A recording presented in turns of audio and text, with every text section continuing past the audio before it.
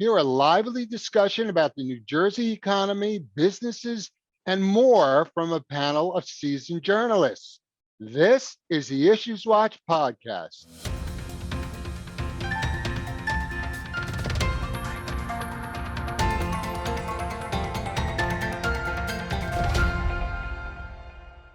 Hi, I'm Jeff Kazerman, Vice President of Government Relations at the New Jersey Society of CPAs, and welcome to episode 73. Last week, the NJCPA held its virtual convention. As we've done for a number of years at our traditional in-person annual convention in Atlantic City, the event ended with the New Jersey Business and Economic Roundtable.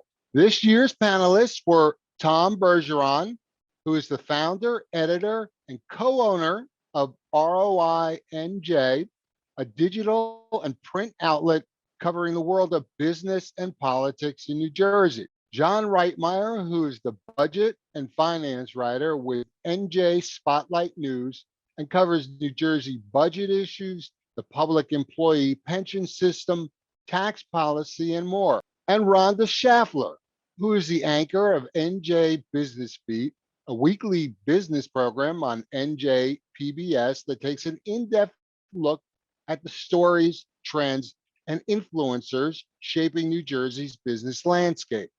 She also serves as the business correspondent on NJ Spotlight News with Brianna Venozzi, providing a nightly recap of the day's business and economic news. NJCPA CEO Ralph Albert Thomas posed a number of questions to the panelists throughout the 90-minute session. I found the discussion insightful and wanted to include some excerpts for today's episode. They covered a lot of ground, ranging from the state budget to the commercial real estate market to the upcoming elections and more. Let's kick things off with the state budget. Thanks to higher than expected revenues and billions in federal stimulus money, New Jersey's budget is swimming in cash. In 30 years of working in government relations, I've never, ever seen the state overflowing with so much money. So we asked John whether this year's budget battle will be about how to put all that money to the best use. Here's what he had to say. I think that's a good question. And, we're right now waiting on sort of behind the scenes negotiations to play out and for some things to be announced and for an actual budget bill to be introduced. Normally this time of the year, it's how do we divvy up what little resources we have to meet all the different spending priorities that lawmakers and the governor have. And it's a tug of war. There's fights over tax rates at times. Who should get what. As you noted, this year we're swimming in cash. We had news of a big state tax windfall just come within the last few weeks. And then it was just at the end of last month that New Jersey received its latest tranche of federal COVID-19 relief from the American Rescue Plan Act. So right now there are a lot of resources. And the normal tension of what do we do with what little we have is not really playing out. So that I think that makes things a lot easier in terms of budget negotiations. So the budget that the governor put forward, now this goes back to late February, was already calling for a pretty big year-over-year spending increase and had a lot of things in it that lawmakers liked, including a bigger pension payment, a new tax rebate for a lot of New Jersey families. And so there were already things, this is an election year budget, both for the governor and all 120 legislative seats. So in terms of the normal tension that we see, I think now the way it's playing out is everyone trying to basically be on the same page, be unified. The governor's a Democrat, the legislature's majority Democrats. So to be unified, share the same priorities, and get this done with as little drama as possible in the remaining time before the July 1 deadline for a new budget. A concern many have when it comes to the budget and all of this excess money is that it should not be spent on new programs that will have to continue to be funded in future budgets. John, Tom, and Rhonda weighed in on that. The idea that you would take a one-time source of revenue like this and then set up programs that will require recurring state dollars to back them. So creating something initially with federal funds and then down the road needing state funds to keep programs going, that's been identified as a concern pretty much across the board. So Republicans and Democrats in the legislature and the governor has actually raised this as a concern. Early on, I think there was a big fear, given New Jersey's past and sort of not necessarily adhering to best practice when it comes to fiscal management, that might happen.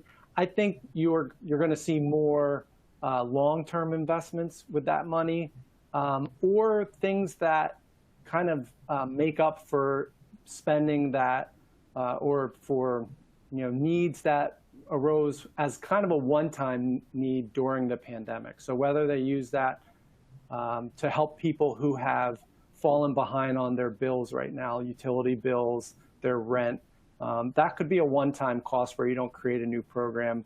And then long-term investment, maybe not anything that's the most exciting new program, but infrastructure investment, even something like broadband, that all qualifies under the federal rules for this tranche of aid. And I could see them doing that. I think the concern of creating obligations with one-time source of federal money that then have to be sustained with state resources, I think that concern's been well aired at this point. And we are hearing people saying that is something that is not something that New Jersey wants to do. And quite frankly, we'd probably get punished by the rating agencies if we did that, because you would create even more spending would be sustained with one-shot sources of revenue, and they always frown upon that practice. As I see it, there's three buckets here. You can use that money to A, help individuals, parentheses, voters, by helping with rent relief and utility relief. B, you can introduce projects, whether short-term or long-term, where you'll get a lot of public benefit. Or C, you can help businesses.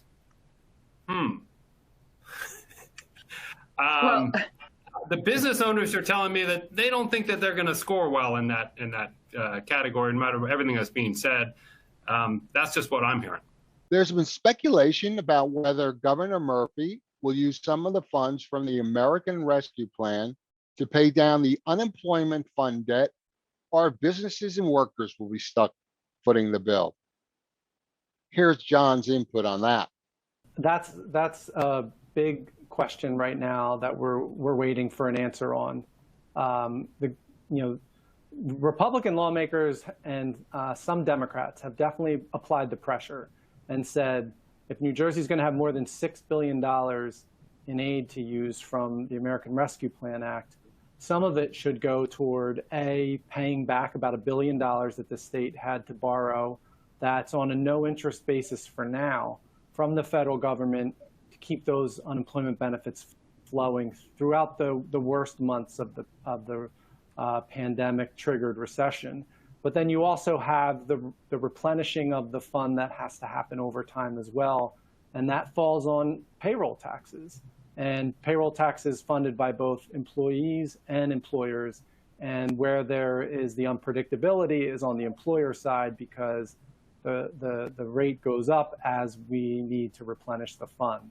And this is one area that is maybe a good news story historically, in the sense that there was a big bipartisan reform effort about a decade ago after the unemployment fund had been raided by prior governors and legislatures right up before the Great Recession.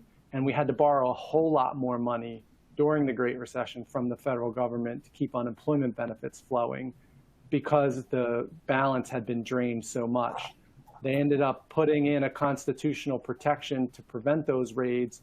So the fund was in a lot better shape headed into this recession. But still, we had historic draws on unemployment benefits. And the big question is, with over $6 billion now received just from this most recent tranche, do we use some of that money to, one, pay off this federal loan before the interest payments start to hit, and two, also to ease some of these payroll tax increases that would be triggered on businesses. There was a law signed at the beginning of the year that at least smoothed out and changed some of the technical rules for the way that the unemployment trust fund works. And that's going to help, but there will still be a need to build back up the balance. And so I think that's something we're definitely waiting. I'm not sure right now which way it's going to go. There's definitely a lot of pressure being applied on the governor to use this money specifically for this exact purpose. Another lively conversation was on the topic of people leaving New Jersey, particularly high-income individuals. Many in the business community are concerned that the state's tax and business policies are driving people out of the state. Both sides in this debate offer statistics and reports supporting their position, and it can be very difficult to determine the true answer. In a recent survey of NJCPA members, 68% said they are seeing a decrease in the number of high-income clients who have residency in New Jersey. But according to our panelists, this trend has changed due to the coronavirus pandemic. People started fleeing out of the cities, New York, Philadelphia, and so on, and many are coming to suburban New Jersey. Here's what Tom, Rhonda, and John had to say on outmigration. That's a great question, and I wish I could table it for 12 months and we could come back next June, because I think it's going to be really interesting how it plays out. If we were talking a year ago, I think we would say, look, high-income people are moving out. We can show that. Forget about the United Van Line survey. That's not really applicable here. But I think the CPAs are seeing that. But here's what's interesting that's happened since COVID started. For anyone out there can think about their town, it's certainly the case in my town, houses are going nuts. People can't get to New Jersey fast enough, and housing prices are going up 10, 20, 30%. Anybody looking to bid on a house, you better expect to go over, and you better expect to have multiple offers. So you can't say that all of these, and those are high-income people that are coming in and looking to move here. So yes, we've had high-income people leave, but I think it's also fair to say all of a sudden people are heading to New Jersey and looking at getting a little piece of suburbia who may have been in New York City. How long that's going to last, whether that's temporary, whether that's permanent, again, like everything else, we're going to have to see how the post-COVID world plays out. I think what Tom is saying, this has been one of the most fascinating stories of a COVID economy, is what's happening with the real estate market, because there has been this rush to suburbia, and some are saying we haven't seen anything like this in decades. So that is definitely happening. And let's face it, some of these people have businesses. They might be sole proprietors, but now they are in New Jersey. So I do think the dynamic has changed this year in a very big way. Now, where we go from here is going to be the question, because not only are prices rising in New Jersey, but they're rising in other parts of the country too. So leaving New Jersey perhaps is not as easy as it was before you saw home prices really start taking off everywhere. I think the other story that has to play out, just while we're talking on real estate, is what happens with commercial real estate in New Jersey. Remember, before COVID, we had office parks with empty spaces. And so now we also have this situation about what happens with the work from home economy, how many companies bring their workers back, and what happens to our commercial real estate market in New Jersey. And I think that is going to be one of the very interesting stories we are reporting on in the months ahead. For me, as someone who keeps my head in the revenue numbers, I look at the realty transfer tax, and it's been one of the sources of state tax revenue that's really been humming along, and you can even trace that back before the pandemic. And so you would hear all these sort of anecdotes, and I'm sure it's happening, where people are leaving New Jersey because they want to avoid high taxes or enjoy better weather. But people are coming in and buying those houses that they're leaving if they are. And so you track the realty transfer tax receipts, and they've just been humming along, even through all the concerns that have been raised about the limit on the SALT deduction. And so I've just been waiting to see an effect in terms of concern, and it's going in the other direction. You just see these tax receipts increasing more and more year over year, which is good for the state budget.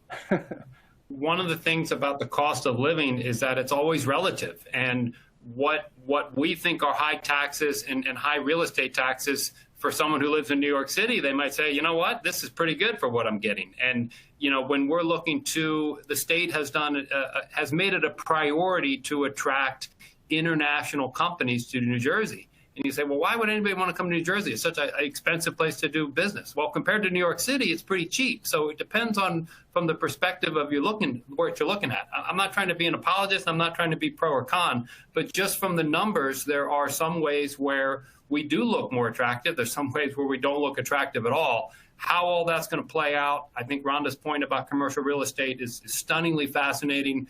More and more companies, I think, are going to go to some sort of hub and spoke model where they're going to have a lot of satellite offices, because that's what I think ultimately employees might want.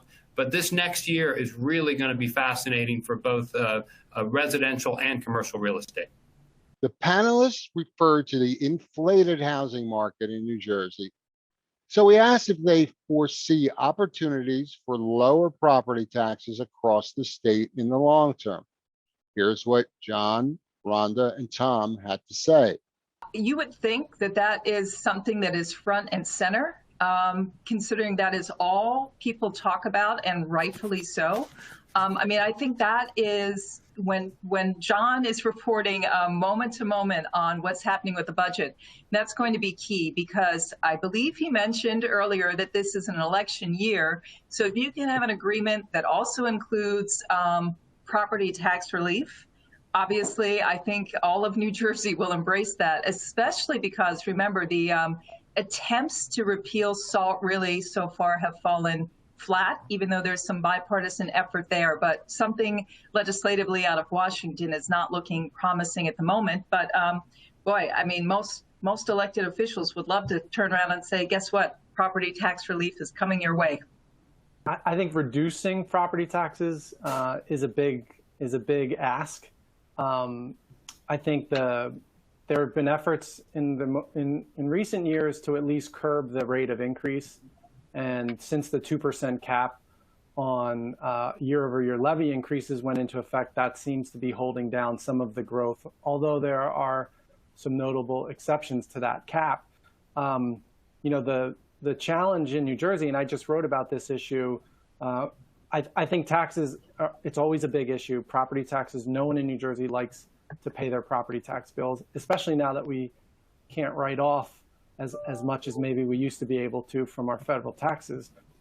The challenge is we also like a lot of services in New Jersey.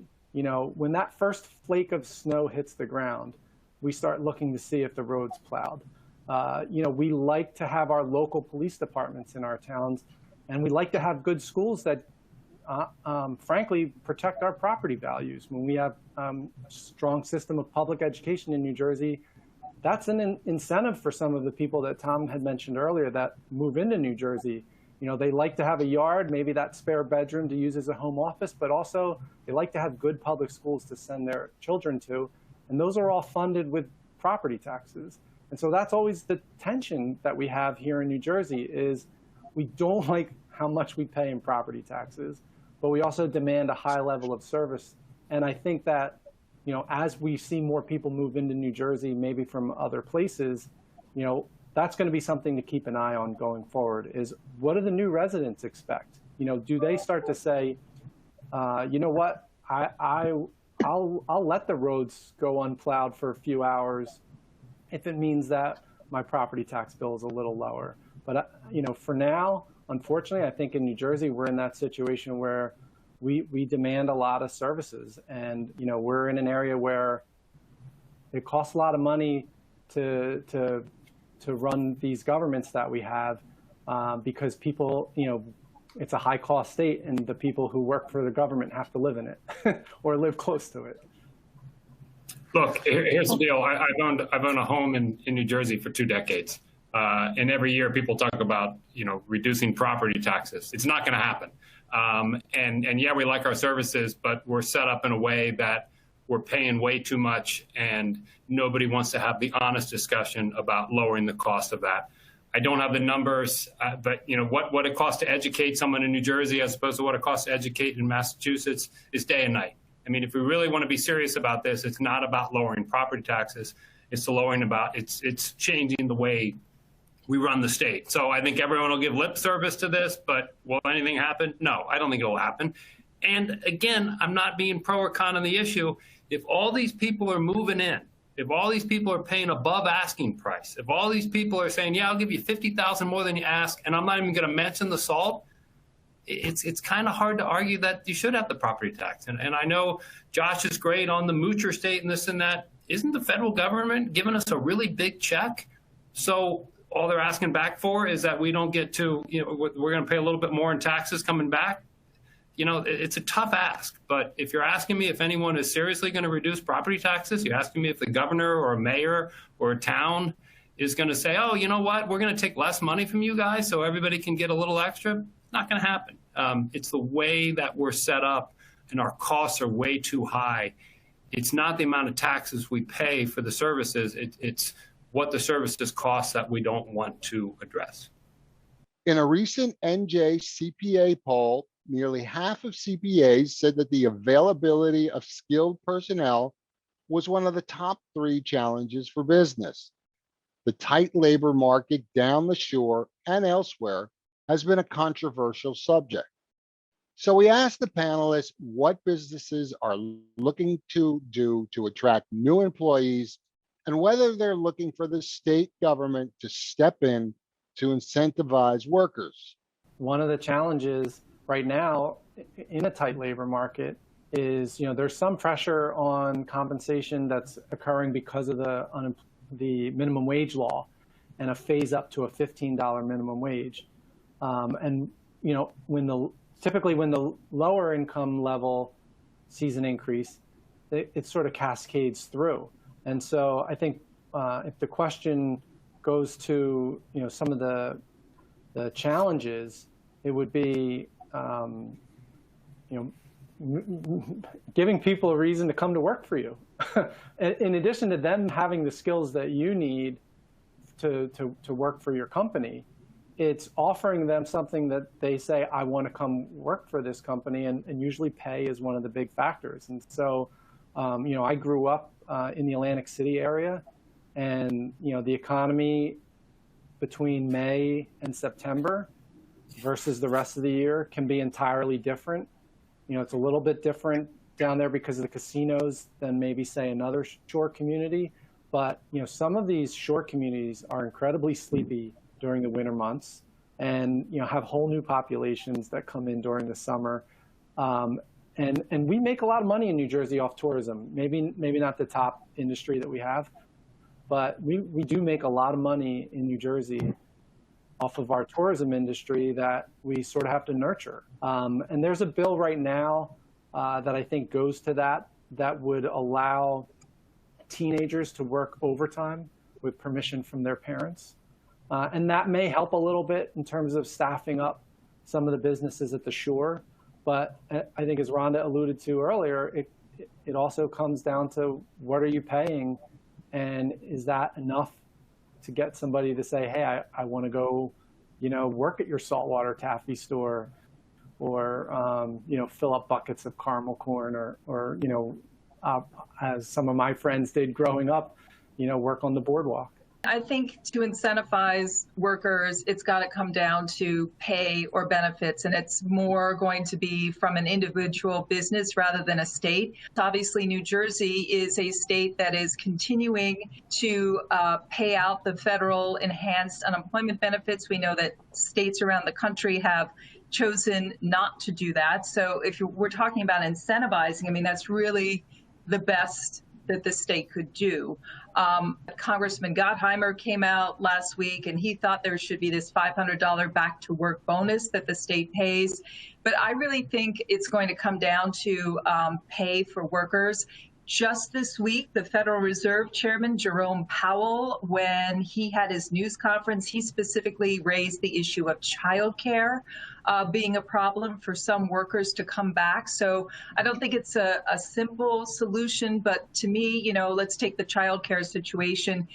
in order for you to come back to work, it's got to be enough that it makes sense to put your child in childcare in that particular case. So I think it's a hard issue, but I think it's really going to be a supply and demand issue that is best probably figured out in the marketplace. One point that I've heard repeatedly is when you get in a situation like this, you're having a whole lot of people rethink their life, rethink their work-life balance, rethink their careers. And this is at all ends of the economic spectrum. So many people were doing things day after day, week after week, month after month, year after year, because it's just what they did. And now everybody got a 1-year break. So if you were someone that was making $9.50 or $11.50 an hour, and you're getting yo-yoed up and down on your schedule, and you're supposed to work 35 hours, but you might work 25, and they call you in, and then they send you home, and it's a lousy working situation. And now you've gotten a break from that. You've also, let's not underestimate this, you've gotten a break on your bills, whether it's your rent or your utilities. So eventually that's all going to come due. But right now, hopefully, in a lot of cases, a lot of people are getting other training. They're saying, hey, let me do some of this. There's got to be a better way of doing this. People are not going to race back to that until the very last minute. The $300 extension certainly helps, and that keeps people paying their bills. But again, a lot of people have not been paying their rent or their full utilities, so their bills are down. So they're saying, I've got another 3, 6, 9 months to think about this, even if they eliminated the extra $300 now. And now you're going to get a situation where that's going to give the workers a little bit more of the leverage. You're seeing, as people have said, the cost of salaries going up. So you're getting a rebalancing here of everything, and it's going to take, it's not as much as when do these extra benefits roll out or when school starts in the fall that's going to answer this. I think you're looking at 3, 6, 9, 12 months before you really see this all play out, where people really decide what their new life is going to be. And just to add to that, there's been a lot said about all the women who've left the workforce. That's why they're calling this a she session.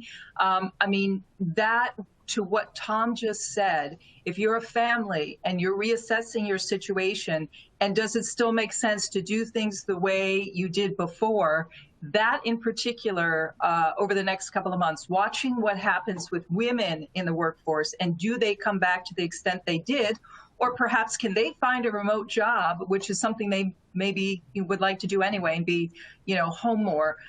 Though that is going to be a very interesting disruption as to whether all those women return to the workplace. And let's remember, we haven't brought this up when you talk about remote jobs, and your points on women in the workforce are 100%. That's a huge issue, and it should be of huge importance.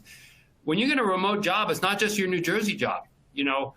Anybody watching this call is now eligible to work in Kentucky or Ohio or Texas or Florida, just like any New Jersey company is welcome to hire someone who lives in Arizona or Nevada or Minnesota. So you're going to see a little bit of that changing back and forth. So now all of a sudden, do I want to do this commute when I can do a remote job for some company that's based out of Tennessee? Okay, let me take that. Let me see how that shakes out. And all of that is going to reshuffle the labor market. It's just not a matter of putting up the help wanted, and I need to have 10 workers or 20 workers or 100 workers. You got to figure out where they're coming from. You got to figure out how they're going to work, where they're going to work. You got to figure out what their pay is. It's not just simply putting the lights back on and having everybody come back. So those are the things that are going to play out here. Earlier, Rhonda mentioned the impact that the new remote work model will have on the commercial real estate market. So we asked the panel how far they think it will go. Will companies leave office parks around the state? Will we see more dual use space with living spaces mixed with workspaces? Or will this expedite New Jersey's transition into the country's warehouse capital? All of the above, maybe. I think, again, as I mentioned, I think this is just going to be an amazing story to watch. But if you look at what's happened with shopping malls, not just in New Jersey, but elsewhere, there's an ambulatory surgery center that gets put into a shopping mall. There's Amazon warehouse distribution points going into empty retail shopping centers. How far will that go into the commercial space?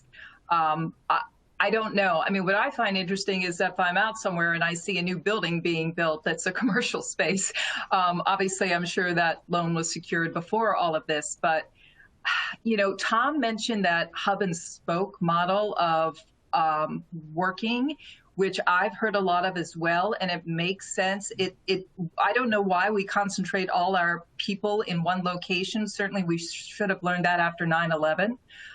So, to have these big cavernous office complexes, it seems already so outdated. And I think that as we move forward, companies that are really rethinking their footprint are going to explore a lot of new ideas. And I mean, listen, I've heard anecdotally, I've not seen numbers on this, but just people I've spoken to, companies that are trying to renegotiate leases. They're perhaps going from 5 floors in a building, they want to go down to 3. So I think there's a lot of that quietly going on right now.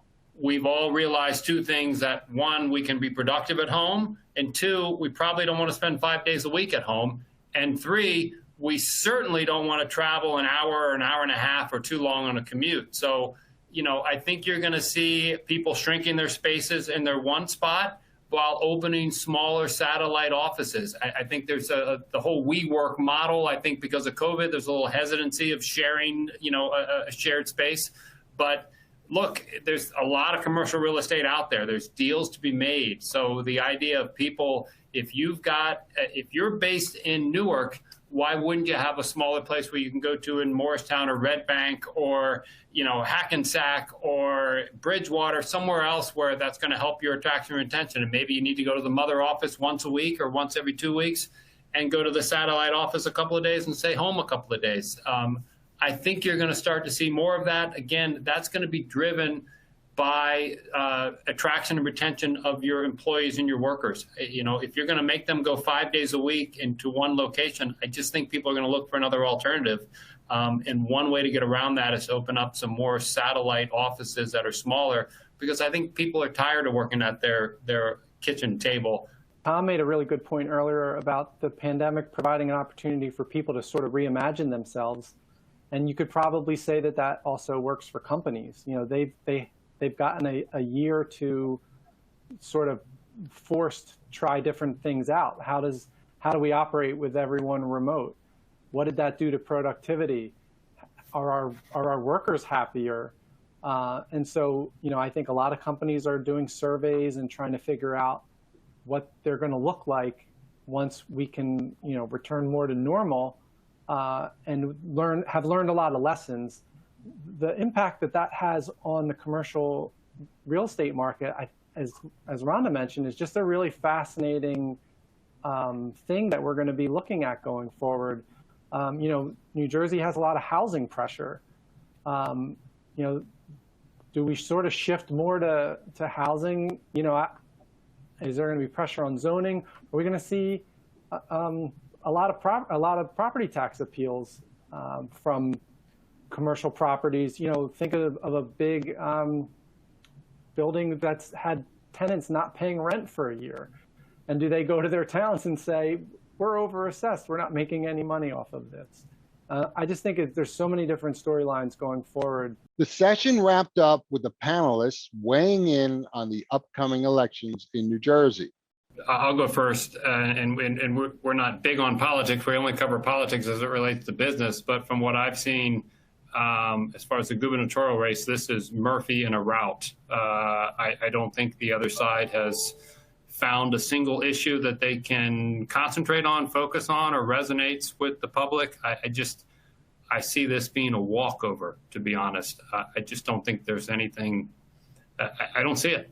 I think I agree with Tom. I mean, and also we kind of look at politics in context of business as well. But certainly where we are now, it seems that Tom is correct. Now, the one thing I think Tom would agree with me on, as well as everyone else, is, things can change in a couple of months. But if you look at the polls, it just seems where we are now, Governor Murphy is in a good place. And the legislature, listen, the Republican lawmakers who get elected in our state and are prominent, I'm sure they will be returning because it seems to be that's what we do in New Jersey. But it is hard right now to see anything that would change the equation. I mean, the economy would have to just fall off a cliff. COVID would have to come back. Like, I can't see the scenario right now that changes where we are. I think Murphy's certainly in the pole position.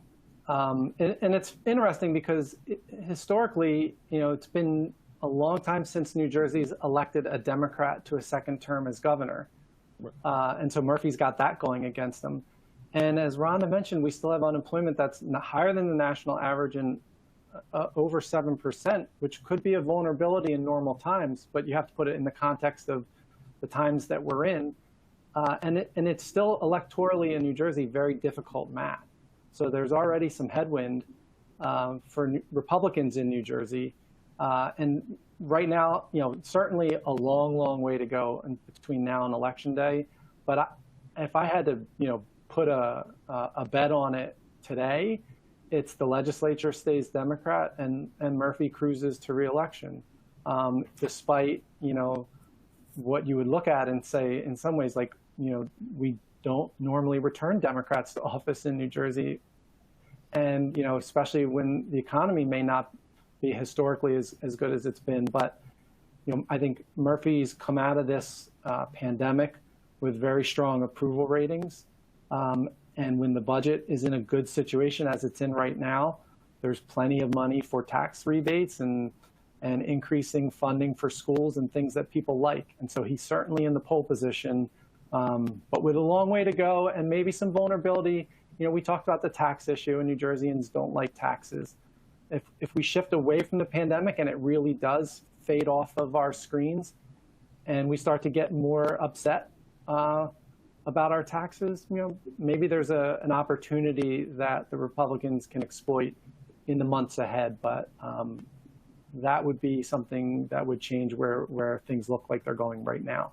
I'm sure the campaign will still be interesting, though. I mean, It always is, because this is New Jersey. So, there will be some very entertaining and spirited moments, no doubt. With that, we're going to wrap up this episode.